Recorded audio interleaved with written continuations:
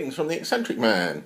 I hope you had a really nice Christmas. Boxing Day here in the UK, and a quiet bit of lull before the storm. The daughters are back over after lunch, I think, at some stage. Could even be this evening. But in the meantime, I might get a bit of hobbying in. Not feeling too great today. Tripped over the dog, hit the oven, hit the door, kicked the other dog across the kitchen, and feeling a bit tender, but not too bad. So time to have a little look at my Christmas present from one of my girls.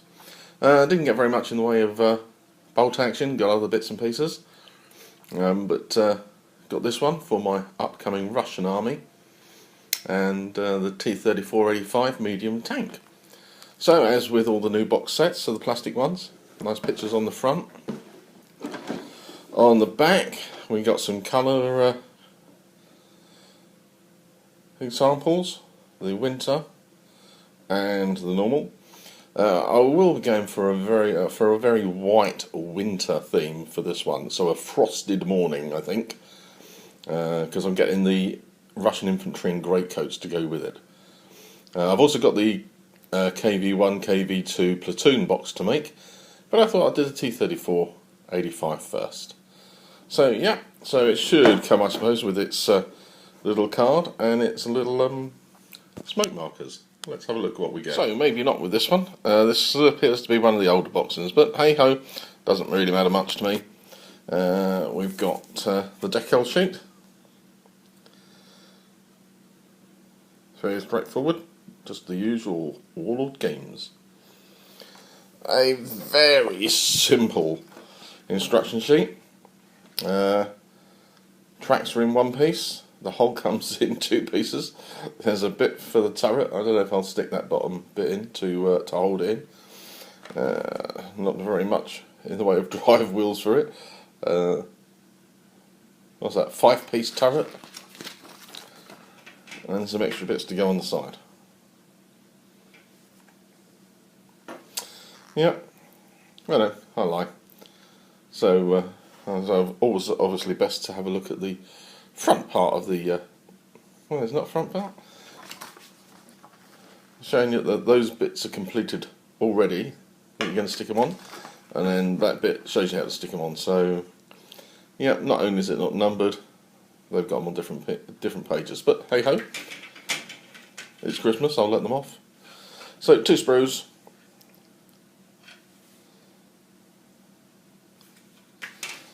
Not a modeller's model. So there's your bits and pieces to stick on the tops. But it all looks quite nice. No flashing.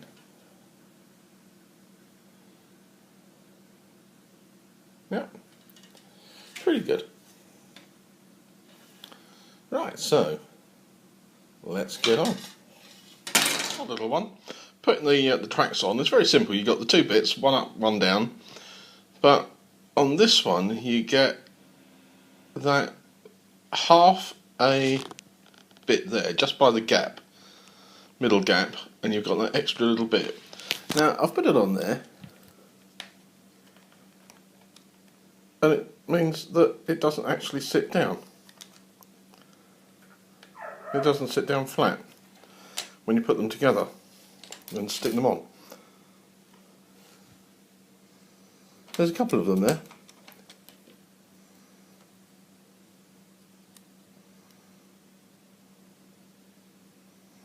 Very odd. This just doesn't sit down flush on the top of the tracks because of those 2 extra little knobbles, I think. Yeah, let's try it from a different angle.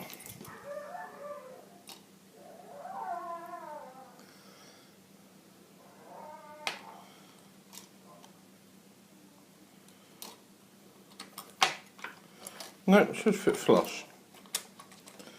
And it's not going to because of those raised up knobbles. Right, craft knife, and let's see what happens then. Sometimes it amazes me how you can make a 2-piece track that doesn't actually fit. Okay, so on your top of your track you've got those indentations which have to fit with the indentations on the inside of the wheels, because that then locates onto your downward sprues, those things there. However, to get those back ones to match up, you can't actually get those treads to match up, because if you get those to match up, that then goes out of line, that overlaps up there, and you think you would be able to do it, but no you can't, because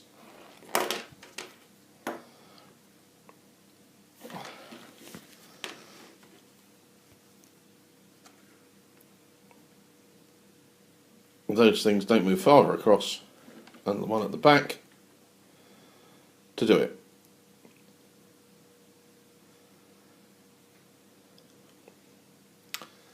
It is very odd. I've done it with as it was because that's what it shows you.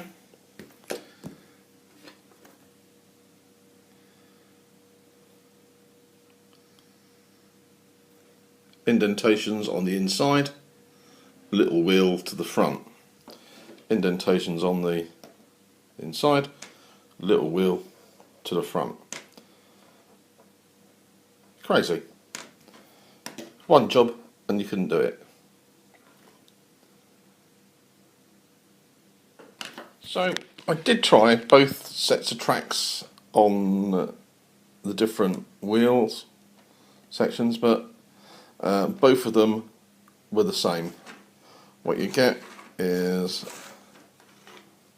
that's a connector to go on the sprues on the hull, so that's not going to fit without actually having to cut the plastic track. Both ends did actually fit.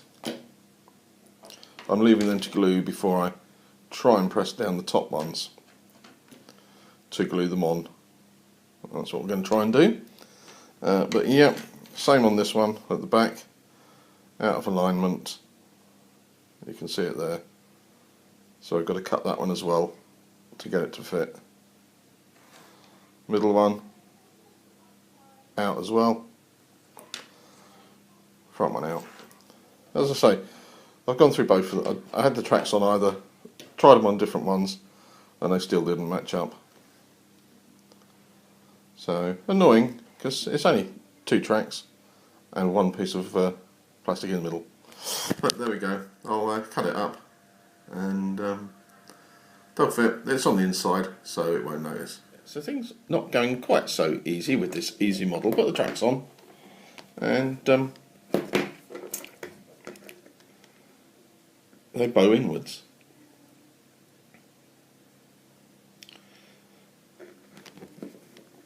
But they fit relatively snugly underneath, so putting them together underneath accentuates the bowing.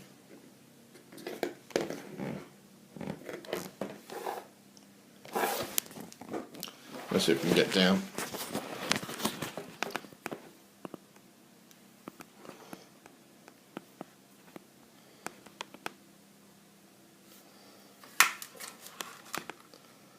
So how the tracks turn inwards. Sorry about that, big finger across the lens, it's the iPad. So yeah, and on the front, much more noticeable on the right. Whether that's because I've put the track too far over onto the wheels, to the side, but I didn't think I had, because I'd put it down on the table to level it off. But I could have slipped with it, I suppose. But yeah, it does bow inwards, that track. And certainly two there bow in. But I think the only way I could amend that is taking them off again and then maybe sanding down the inner sides of the tracks, which is just too much work. So that'll stay as it is. So it's modelling. It's for the wargaming, so it's just irksome with it not going together quite so well. First off the tracks, and then the bowing in of them there. So let's progress on. So fortunately, the hull went together very nicely on the upper and lower hull went together quite nicely, so that was quite good. The turret's gone reasonably well, and the barrel's in. Only thing on this one is the barrel. You don't get an opportunity to have it be able to elevate at all. It's just stuck and it's in one position. I decided to go with the option of the crewman in the turret, so we'll put him together and put the hatch in the open position. So next bit's coming up. So T34 85 put together. Got the commander out of the hatch this time. I've put the barrels on, the exhausts have gone on, and the bit of track at the beginning. So all completed. Not a bad little kit really on the most part for the hulls and the turret. As I say, it's a very simple build because of the gun just sticks straight into the turret and you've got no elevation options. It just fixed. The worst parts, yeah, I think the tracks.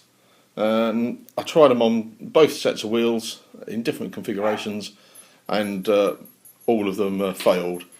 So I did have to cut the extra holes to get it to fit onto the hull, the lower hull sides. Tracks bowing in at the bottoms. Doesn't look too bad now that the hull is on and upper hull's on and together. Masks it a bit. So when it's painted up, I think that won't detract from it at all. And there's the kit. The Warlord Games T3485. So I hope you enjoyed it. Thanks very much for watching, and subscribe if you haven't already. Give it a thumbs up if you liked it. Share with your friends if you think they might like it as well. So see ya in the next video.